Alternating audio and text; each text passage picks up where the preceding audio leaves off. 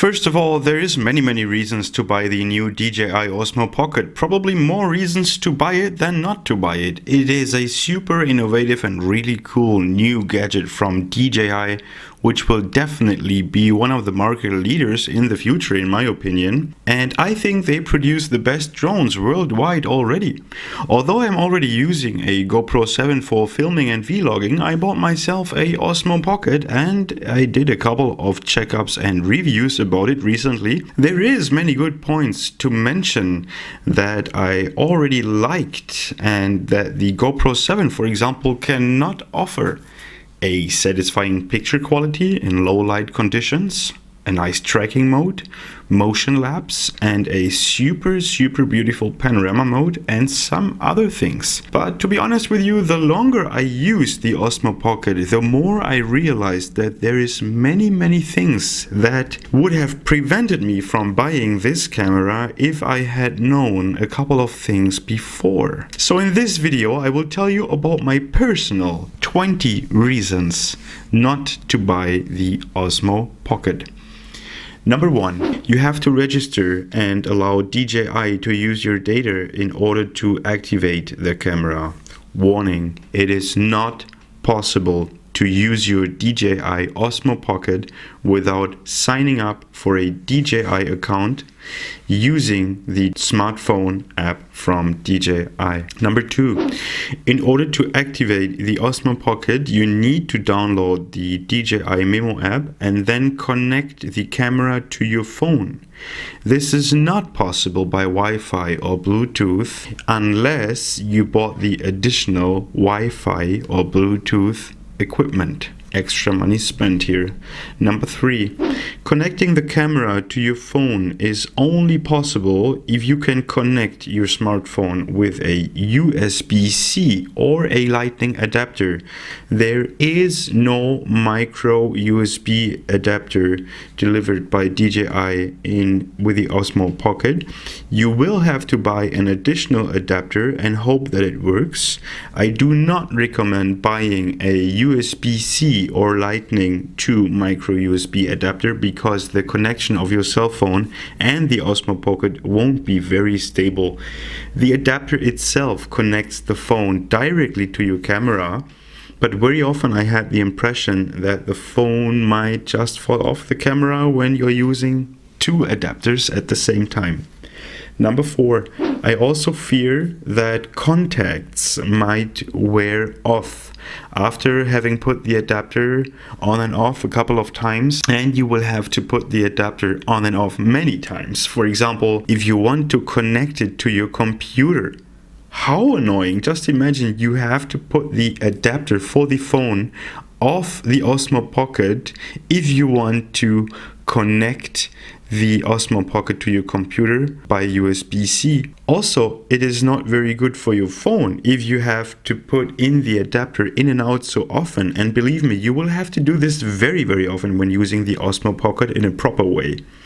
You have to make sure that you really have a good smartphone compatible with your Osmo Pocket because you will have to use them together most of the time. I will tell you about that later. Number 5, you have to be very careful that the contacts of the adapter and the Osmo Pocket don't get wet or dirty.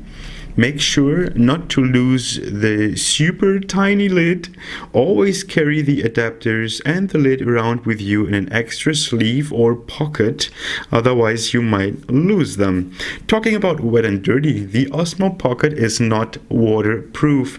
The SD slot, the contacts, the buttons and the microphone are easily exposed to sand, dust and humidity. You always have to be careful here. You can buy waterproof equipment for the Osmo Pocket for another extra money. So there is so much extra equipment that has to be bought to make this camera really an all-rounder, which kind of reminds me of all the Apple extras you have to purchase in order to have a real functioning product. Number 6, talking about equipment, there is unfortunately no spare batteries. Why not?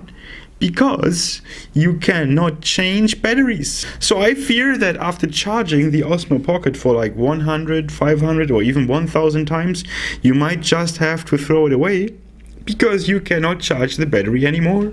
Maybe DJI can fix it and put a new battery in, and there you go, you will have to pay extra again. If you want to use a power bank or battery pack in order to always have a spare battery with you, then you have to plug it in the bottom of the Osmo Pocket, which means during this time you cannot put the Osmo Pocket upright on a table or any surface for filming a time-lapse or a hyperlapse, for example. So the time of doing time-lapses or hyperlapses is really limited to the actual battery life of the Osmo Pocket. And you always have to hold the power bank and the Osmo Pocket in your hands, and then also your phone at the same time maybe? Oh, how is that even possible? What a hassle. As you have the charging port for the Osmo Pocket on the bottom, there is no way you can put the Osmo Pocket on any tripod whatsoever unless you buy extra equipment from DJI. You cannot use a tripod or any other equipment to fix the Osmo Pocket in a stable position, which means you more or less always have to hold the Osmo Pocket in your hands. Most of the time in both of your hands, connected with your cell phone at the same time. So you will have to use both hands when doing professional footage with the Osmo Pocket. You don't have to use both hands, but you will, because I guarantee you, you will be afraid that at some point something might fall off and you will want to use the Pro mode. Number 9. You can only use the Pro mode of the Osmo Pocket when it is connected to your phone. And trust me, you will need the Pro mode quite often when you want to use more detailed settings like the first person view or manual functions. Number 10. The microphone of the Osmo Pocket is, in my opinion, not too bad. The sound quality is quite acceptable, but far from good. It has no wind protection, and when handling the Osmo Pocket grip or gimbal, if you want to call it so, you have to be super careful not to move your fingers too much. Otherwise, you will hear a scratch sound in your videos later, or your voice will really sound a bit weird. Okay, right now I'm filming. Stabilizer is working well. Beautiful. You can see this is working like this right now. You see? Right? So I could actually hold my phone like this, but I always fear like this might fall off. It's not very stable. So I have to hold it like this.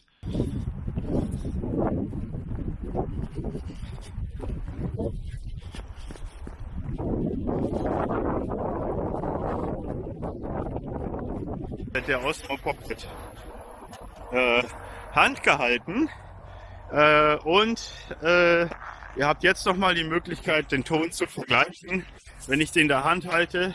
Ich bewege jetzt mal ein bisschen die Osmo Pocket in meiner Hand und wir schauen dann später, ob sich das irgendwie auf den Ton niederschlägt.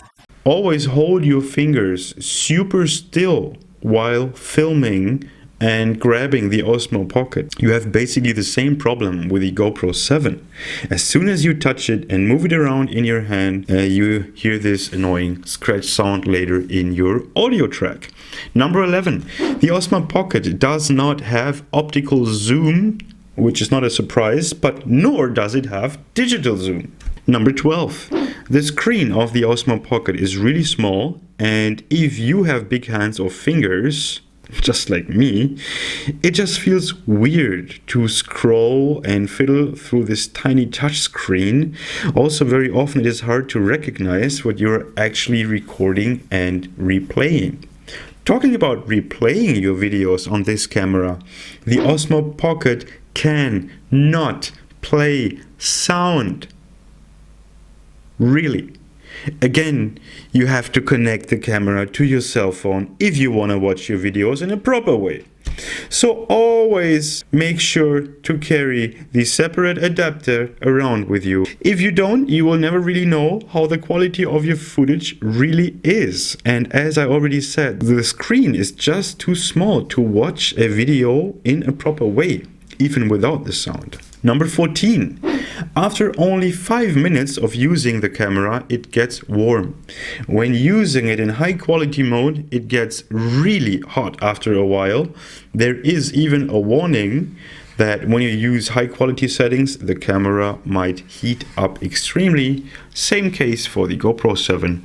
Number 15. There is no voice control whatsoever. Small comparison to the GoPro. Number 16, tracking mode is really a good thing. I like it, but it's not available in 4K. And it's not available at 60 frames per second. And it's not available on high quality settings. So great. Tracking is only working for low resolution then. I really like the tracking mode, but there is just something missing. And in general, you always have to make sure the cam does not lose track of you. It happens quite often when you move out of the angle too fast. Number 17, talking about keeping track and talking about the angle. The FOV, field of view, is in my opinion just too narrow. The Osmo Pocket is by no means being designed to be an action cam like the GoPro 7, but rather a vlogging cam. So why the hell is the FOV so narrow and small? I always have to stretch my arm 100% so people can see my face and my surrounding. If I don't stretch my arm and hold the Osmo Pocket in a comfortable position, people can just see my big face. The wide angle is definitely not wide enough here. I wish I could just use a normal gimbal and not such a short and small one, which I always have to hold in my hand. But wait, there is more expensive equipment you can buy. Also an extension, spend more money, yay! Number 18, talking about the price and the money. The Osmo Pocket is, in my opinion, far too expensive. You can almost get a GoPro 7 for this price, and we are not even talking about all the extensions and equipment you will have to buy for the Osmo Pocket in order to make it a decent all-rounder. If you want to use it in a proper way, you will have to spend some more money for adapters and extensions, and in the end you will maybe have to spend like $600, which is really a lot compared to a $400 GoPro 7. This is just as ridiculous as the stupid external microphone adapter for the GoPro 6 and 7 you need to buy, which at least for the Osmo Pocket is just a tiny and rather cheap adapter. Number 19. The battery life of the Osmo Pocket is not bad, but neither is it good. You might be able to use it for 90 minutes of active use, but when you connect it to your smartphone will detect the Osmo Pocket as a charging device and constantly drain its energy. What a pity! I used the Osmo Pocket in an outside test, always connected to my phone, and after 1 hour the battery was almost empty. As the battery is not replaceable, this is all you have. You then have to recharge the battery for 2 hours or so with a new firmware update, hopefully a bit faster. Number 20. You know, very often I have the impression that the Osmo Pocket is nothing without your mobile phone. This is one of the things that bothers me most. You need your smartphone to activate the Osmo Pocket. You need your smartphone to use the Pro mode. You need your smartphone to watch videos with sound. So just make sure you always have your smartphone with you. Make sure it also has enough battery, and make sure you have a high-end smartphone. And now that we understood that a good smartphone is indispensable if you want to use the Osmo Pocket in a proper way, I can tell you that there is some other fact that makes this weirdness even more standing out. When you take panorama pictures on your Osmo Pocket, which are really great by the way, it will just stitch 9 images together, and guess where they will be saved? On your smartphone. And not on the Osmo Pocket SD card. Not on the Osmo Pocket internal storage. Why? Because it has none. But on the internal storage of your smartphone in the Osmo Mimo app. How weird is this? This means if you want a real stitched together panorama pic as you're used to have it, then you have to use your phone again. If you do it without your phone, you won't get a really stitched together panorama pic, and you have to do this on your own. So connect the phone again. On the other hand, your computer USB port won't recognize the Osmo Pocket when the smartphone adapter is still on it. So again, you have to take the adapter off. You need an SD card in your Osmo Pocket when you want to update the firmware. So the firmware does not update on your phone, but also on your Osmo Pocket, and you have to make sure there is an SD card inside, because the Osmo Pocket does not have any internal memory, and then you need to put the USB adapter on again if you want to take another panorama picture or enter the Pro mode. So, this is just too much of a hassle. I think this camera is just not built for me. Honestly, wouldn't it be so much easier to just use my amazing Huawei P20 phone with its amazing internal stabilizer while filming? Yes, this is what I will do in the future. It could be so much easier, and it could have been so much easier. I know that I am complaining on a high level here, but instead of investing this much money for a Osmo Pocket, all the equipment, I'd rather buy a new really good smartphone. As I already said, the Osmo Pocket is a really, really nice and innovative tool, and it was really a nice and fresh try. It was something new to see, and DJI drones are absolutely mind-blowing, so we are used to the very good quality of DJI, and I am pretty sure that the DJI Osmo Pocket 2 will improve a lot compared to this buddy here. I think everyone has to decide on its own, but after testing the Osmo Pocket for a few days, I just felt like this camera is not for me. Thank you very much for watching. I hope you liked this video. Thanks for leaving me a like and a sub. Don't forget to check out my many other reviews on the DJI Osmo Pocket. See you in my next video. Bye bye. 再见。